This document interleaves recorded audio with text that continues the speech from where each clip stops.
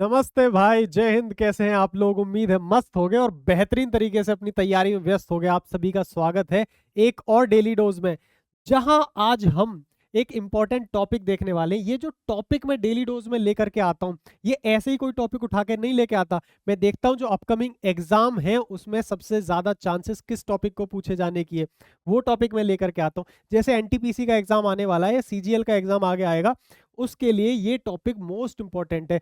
NTPC के लिए तो बिल्कुल करके जाना जरूरी है टॉपिक। 15 मिनट के अंदर पूरा कॉन्सेप्ट विद एग्जांपल आपके दिल में उतारूंगा। सब लोग ध्यान से देखोगे सामने, और कुछ एक दो प्लेलिस्ट बता रहा हूं जो आपको फॉलो करनी ही चाहिए किसी भी हालत में। सबसे पहले, अगर आप यूपी पुलिस की तैयारी कर रहे हो तो खाकी सीरीज है, ठीक है, इसमें प्रैक्टिस सेट 10 होंगे, जरूर करके जाना। इसके बाद धुरंधर सीरीज को जरूर फॉलो करो। आप किसी भी एग्जाम 2026 के लिए अगर आप किसी भी एग्जाम को प्रिपेयर कर रहे हो, इसकी एक भी वीडियो मत छोड़ना अगर डेडिकेटेड एस्पिरेंट हो। और सबसे छोटी छोटी वीडियो और सबसे शानदार मैं कहूंगा, मात्र 15 मिनट की एक वीडियो होती है। इसके अंदर इतने सारे कॉन्सेप्ट और ट्रिक्स मैं लेकर के आता हूं। इसको जरूर सुबह 8 बजे अगर वीडियो आ रही है तो देखना जरूर है, उससे पहले आगे मत बढ़ना। और लास्ट में जरूर बताना कि वीडियो कैसी लगी, ठीक है। चलो, अब सवाल पर आते हैं, अपने टॉपिक पर आते हैं। सेक्टर ऑफ सर्कल, इस टॉपिक को ध्यान से सुनना, बिल्कुल दिल में उतार दूंगा। सेक्टर को कहते हैं हम त्रिज्यखंड। सबसे पहले बहुत सारे बच्चों के दिमाग में आ रहा होगा कि भैया ये सेक्टर है क्या, ये त्रिज्यखंड है क्या। तो सबसे पहले देखो, ये जो गोलाकार आकृति है इसको हम कहते हैं सर्किल, ठीक है।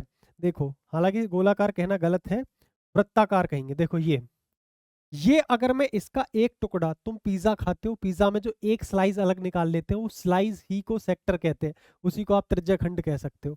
तो अगर मैं इस पूरे को गायब कर दूं और सिर्फ इसको रखूं, ये वाला जो हिस्सा है, ये वाला, इसको ही हम क्या कहेंगे, इसी को हम कहेंगे सेक्टर ऑफ सर्किल, यानी कह सकते हो एक अलग टुकड़ा छोटा सा। ये भी सेक्टर है, ऊपर ये जो बचा हुआ है ये भी कहीं ना कहीं सेक्टर है, तो इसी को माइनर सेक्टर मेजर सेक्टर कहते हैं। ये इंपॉर्टेंट नहीं है।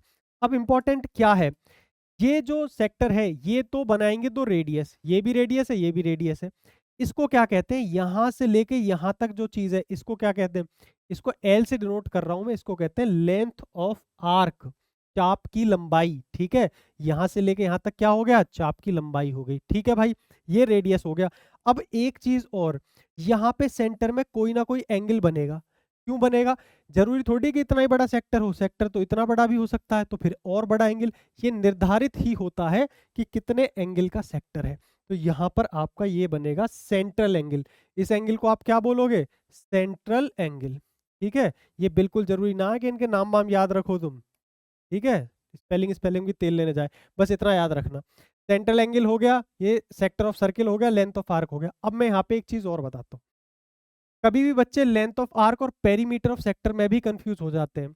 लेंथ ऑफ आर्क क्या है, सिर्फ यहां से शुरू होकर यहां पे खत्म होने वाली लंबाई को हम कहते हैं लेंथ ऑफ आर्क, एल से डिनोट करते हैं।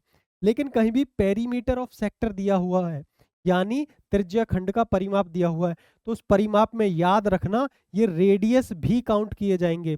मतलब लेंथ ऑफ आर्क भी होगी और ये जो रेडियस है ये भी दोनों काउंट किए जाएंगे। मैं कह सकता हूँ 2r+l होता है पेरीमीटर ऑफ सेक्टर।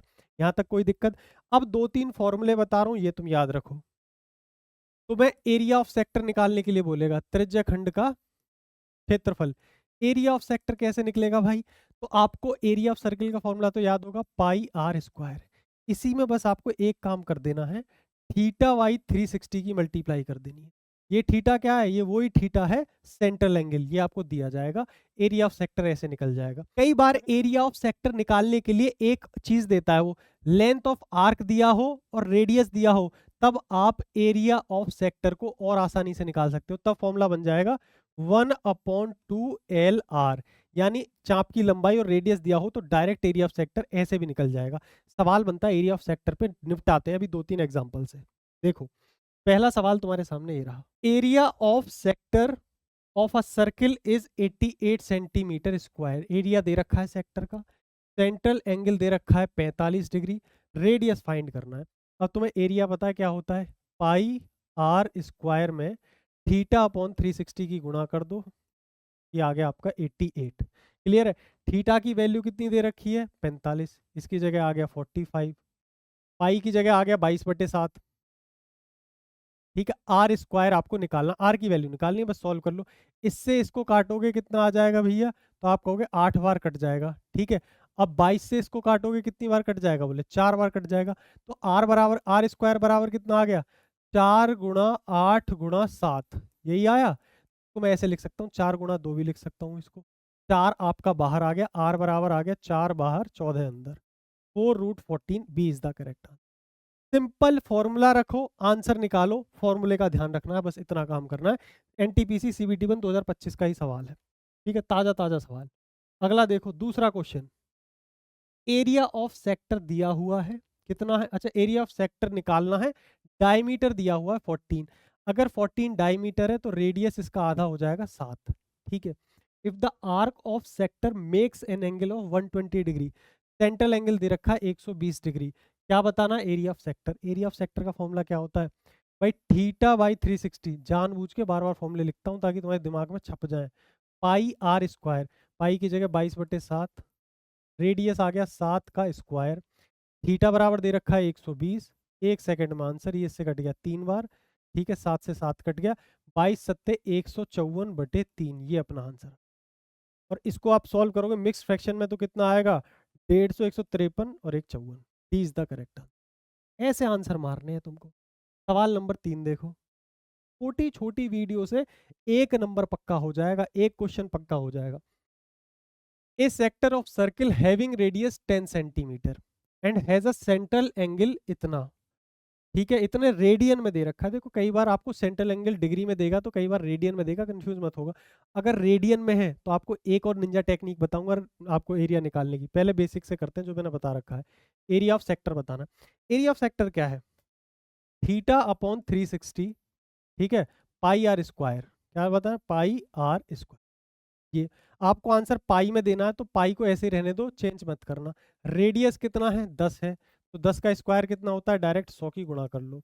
अच्छा ये थीटा कितना है, थीटा होना चाहिए डिग्री में, जबकि ये है रेडियन, रेडियन में। रेडियन को डिग्री में बदलने के लिए कुछ भी नहीं करना होता, ये जो पाई दिख रहा है इसकी जगह 180 रख देंगे और कुछ नहीं। तो यहाँ क्या आ गया, ये आ गया आपका 3 गुणा 180 बटे में क्या है 4, तो बटे में 4 लिख लो, कहानी खत्म।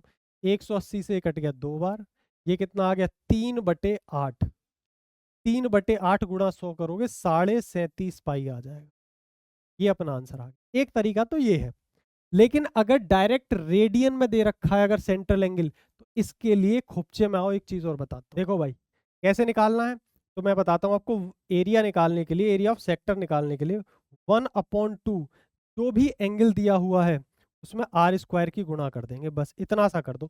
1/2 ए क्या है, वो सेंट्रल एंगल जो आपको रेडियन में दिया हुआ है, यानी पाई की फॉर्म में दिया हुआ है, इतना याद रखना, जैसे ये रेडियन में दिया हुआ है। कुछ मत करो, सीधा 1/2, यहाँ क्या दिया है 3π/4, 3π/4, आर का स्क्वायर, आर कितना दिया हुआ है बोले 100, बस इसको सॉल्व करना है एक बार। तो आप कहोगे 3/8 गुणा 100, सॉल्व करोगे कितना आएगा 37.5 पाई। डायरेक्ट आंसर आ गया ऐसे। जब रेडियन में दिया हो तो एरिया का ये वाला फॉर्मूला भी लगा सकते हो, बट मैं फॉर्मूले ज्यादा इसलिए नहीं बताता, कितनी चीजें याद करोगे, एक ही चीज याद रखो, उसी पे बार बार वर्कआउट करते रहो, शानदार तरीके, उसी से आंसर आ जाएंगे।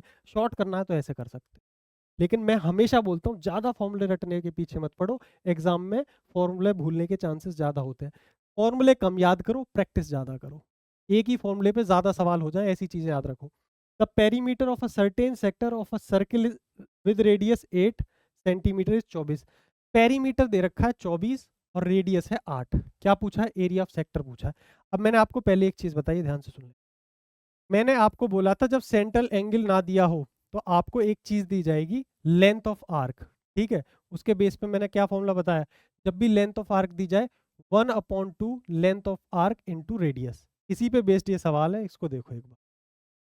अब आपको पहले लेंथ ऑफ आर्क नहीं दी है, पेरीमीटर दिया है। पेरीमीटर मैंने पहले ही बता दिया, ये होती है लेंथ ऑफ आर्क, लेकिन ये 24 दिया हुआ है, लेंथ ऑफ आर्क 24 नहीं है, पूरा पेरीमीटर 24 है, रेडियस 8 है, तो ये 8 ये 8 और लेंथ ऑफ आर्क निकल जाएगी।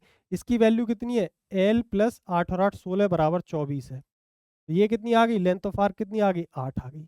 कोई दिक्कत किसी को, तो अब बस इसको लगा लो 1/2 L into R. 1/2 length of arc आ गई आपकी 8, रेडियस भी है कितना 8, 8 2 64 का आधा 32, सी इज द करेक्ट आंसर। ऐसे आएंगे आंसर। अब इसका आंसर आप कमेंट सेक्शन में फेंक के मारना, सेम पिछले वाले कॉन्सेप्ट पे बेस्ड है, डायरेक्ट आंसर आएगा, मल्टीप्लाई करें। ठीक है, कमेंट सेक्शन में बताना कि कम समय के अंदर कॉन्सेप्ट दिमाग में आया कि नहीं आया। अगर एरिया ऑफ सेक्टर पे सवाल बनेगा तो आप गलत करके तो नहीं आओगे।